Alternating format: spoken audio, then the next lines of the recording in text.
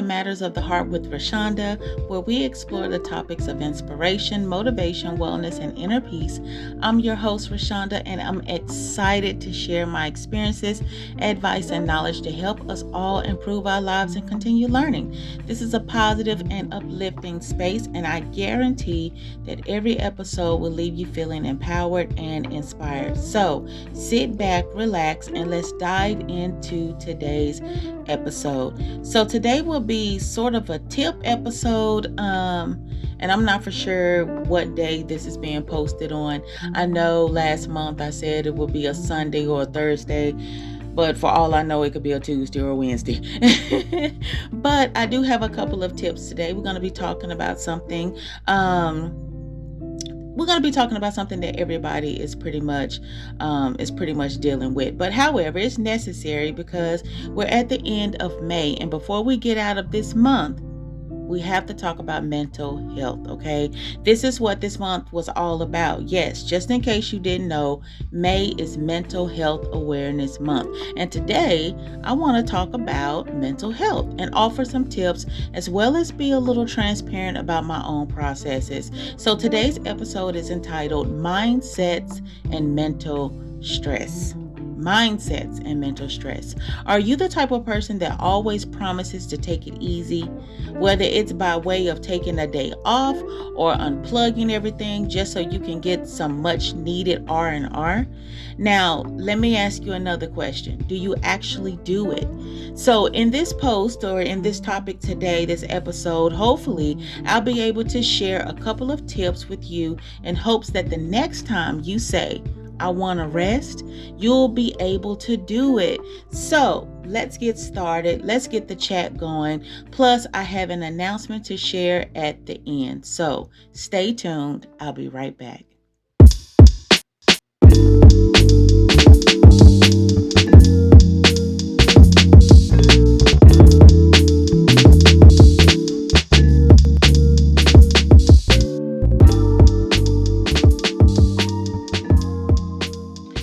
One day, I and my brother-in-law were talking, and he began to tell me how he was mentally tired. Okay, he works all the time, and it seems like, and really, like he never gets a break or has a downtime. And when he is off, which is sometimes only for a day, it's filled with other things to do, such as take the children to the doctor, mowing the lawn, taking care of things around the house that was pushed off on the agenda for his next day off, or meeting with his own doctors. He and my sister are both the same way. When it comes down to some much needed R&R, they just don't have the time for it, okay? And I can totally relate to both of their dilemmas because on top of taking care of my own house, working hard to provide for 2 kids, and making sure I stay on top of my own job and keeping up with what needs to be paid, what I actually did pay, to kids' field trips, to making sure there's money for this and that, and keeping the car running and keeping my own health in check. Where in the world is the time to settle down and breathe? At the end of the day, I'm ready to pull my hair out, like literally.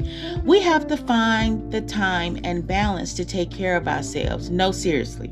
Okay, we do. It's detrimental that we do, not only for our sanity, but for our overall health. I've often heard people say, I'll have plenty of time to rest when I'm dead. And while that is very true, I don't want to, as Rihanna sings, work, okay, until I'm dead or so sick, until I can't do anything at all.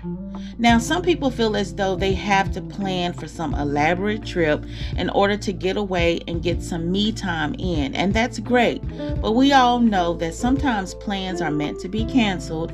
You don't have to plan for a big trip or go away to some remote location to get a little mental clarity. Now, don't get me wrong. If you have it like that and truly plan to go through with it, then by all means, do what you have to do. But sometimes there are a couple of simple things we can do right now before we plan that big trip, like things that you can do right around the house, okay? But you have to make the time for it. Like, that's the secret to all of this.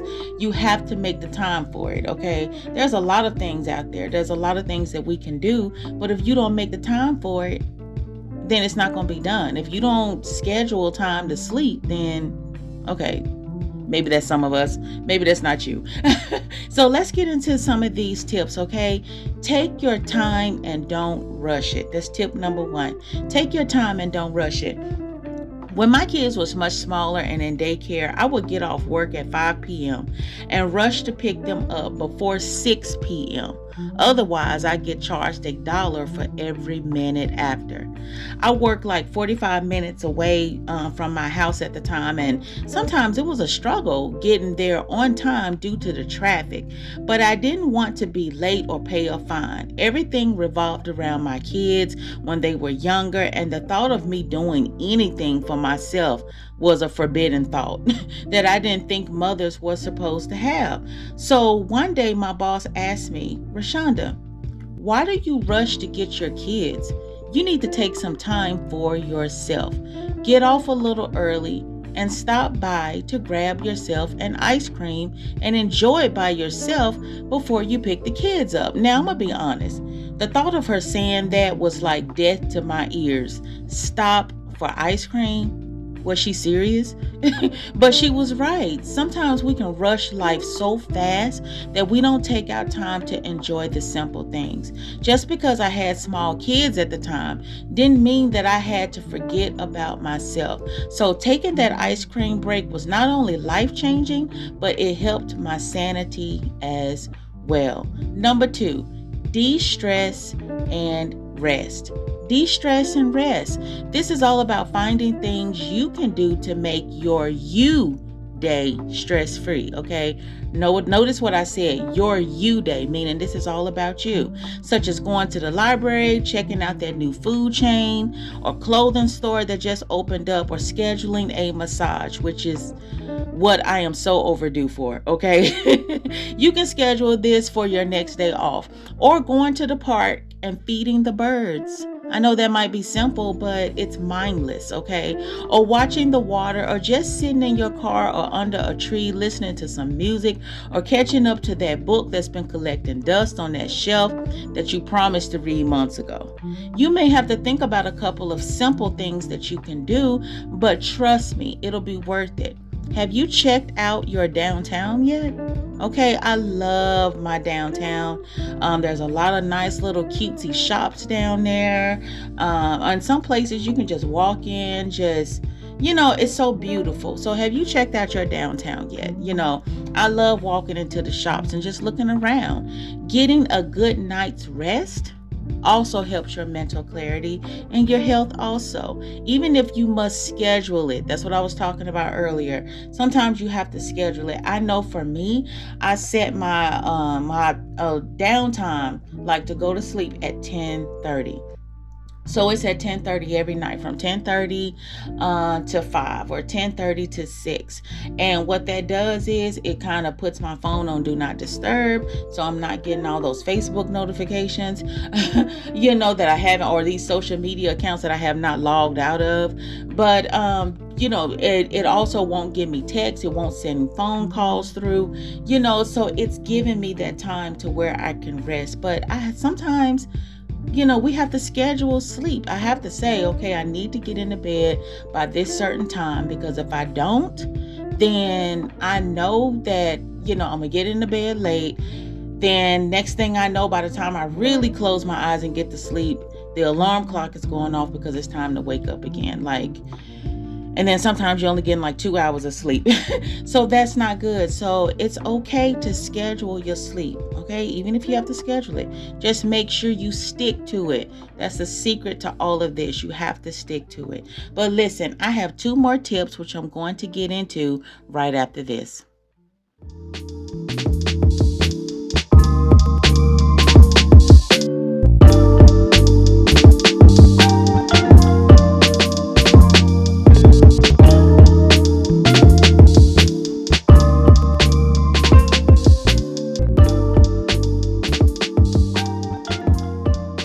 Okay, here we go.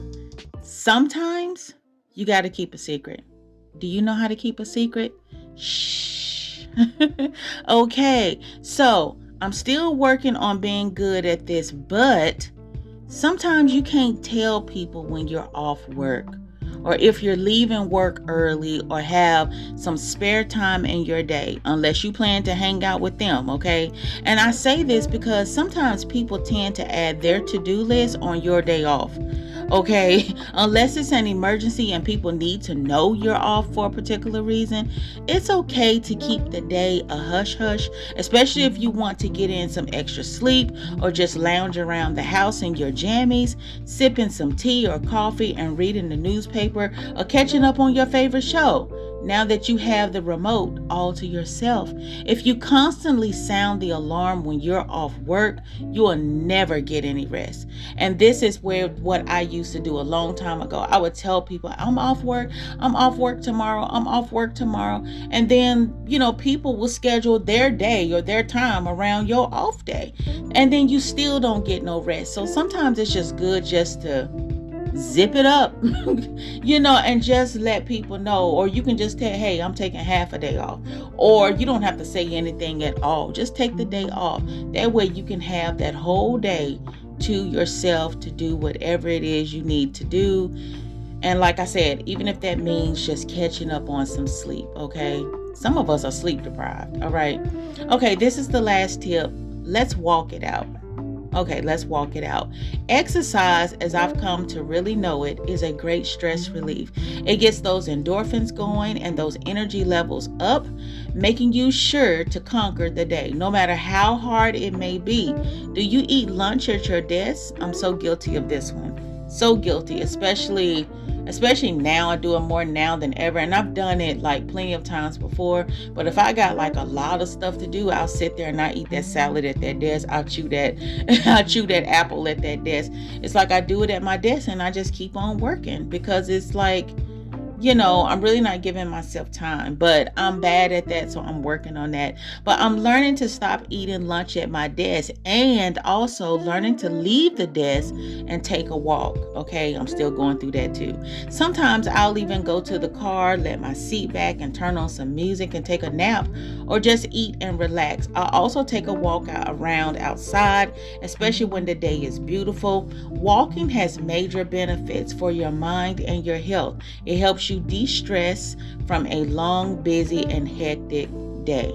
So, mental health is more than an outside job. It starts on the inside and works its way out. I put a quote on TikTok last week that said, okay, sometimes you need a stop doing list as badly as you do a to-do list. Okay, sometimes you need a stop doing list as badly as you do a to-do list. Has having 1,000 things to do on your to-do list make you feel accomplished? Like, I got this, and this to do. And when you do it, you feel accomplished. Yes, I don't know about you, but I do. And while that makes you feel great, it's taxing on your mental psyche. And you're always doing something for someone else, but never nothing for yourself. That can be mentally challenging. And my favorite, always on, but feel like you can never turn off. Now, sometimes I am like this, personally speaking, because I don't know, when people look at me, they look at me as having like this real big personality.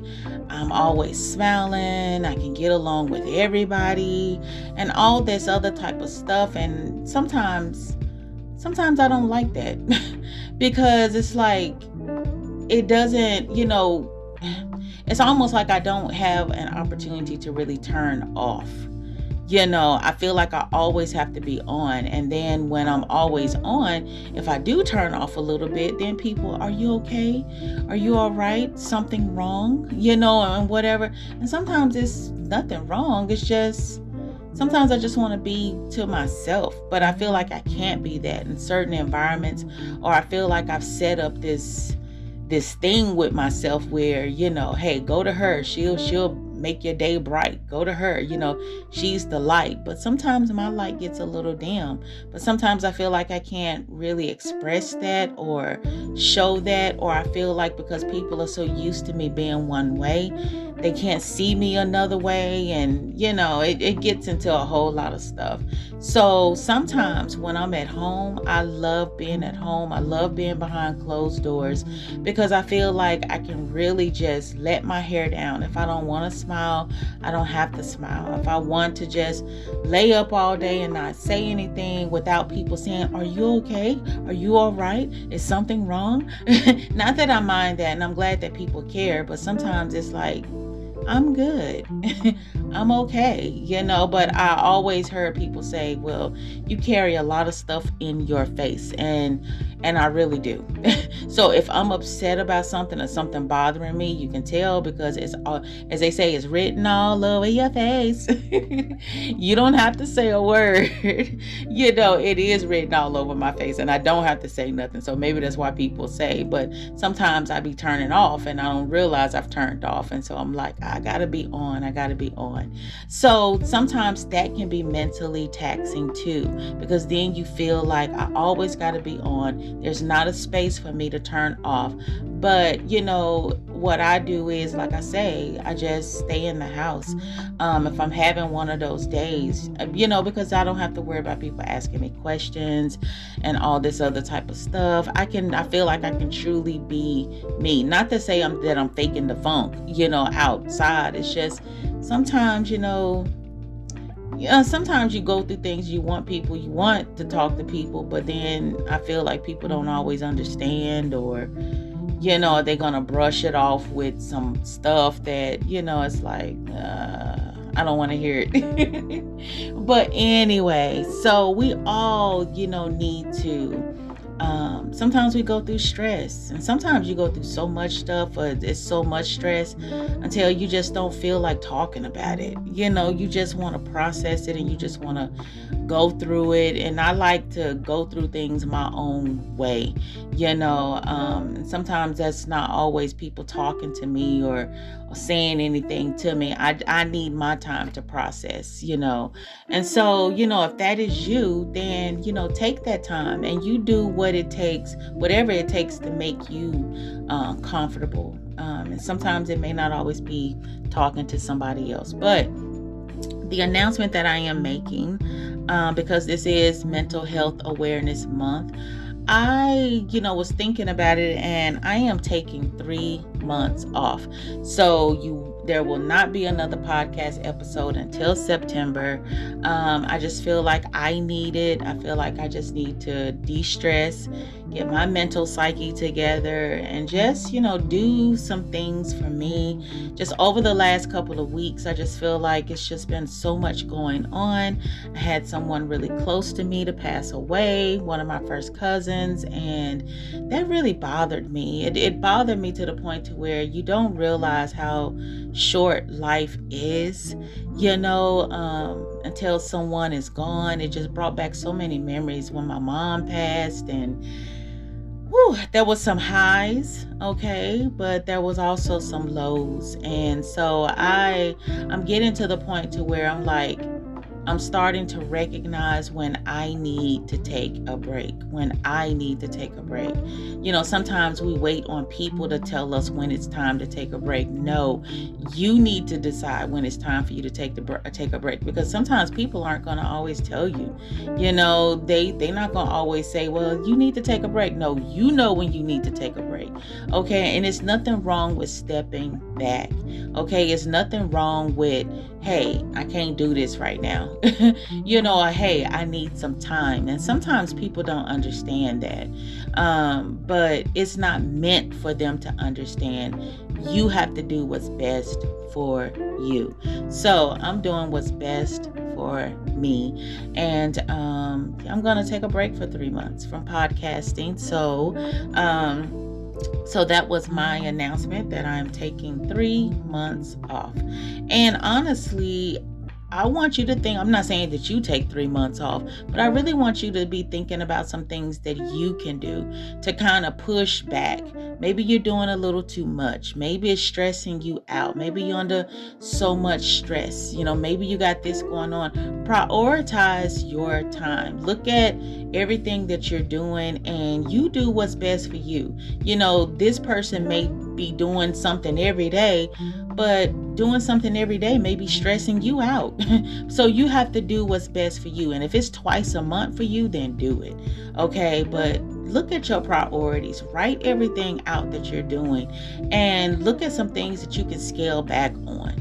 It doesn't make you less productive or not an important person just because you deciding to push back on some things. It's making you a smart person, and you're looking after and you're taking care of your mental health. Okay. It's not just outside, but it is inside. So there is only one you, and you get only one body. So don't lean on the motto of I'll rest when I'm dead, because we all will one day. But that day doesn't have to be rushed. While we must work to make sure our necessities are not interrupted, we must take out time to make sure our mental stress and mindsets are also on our to-do list of important things to take care of as well.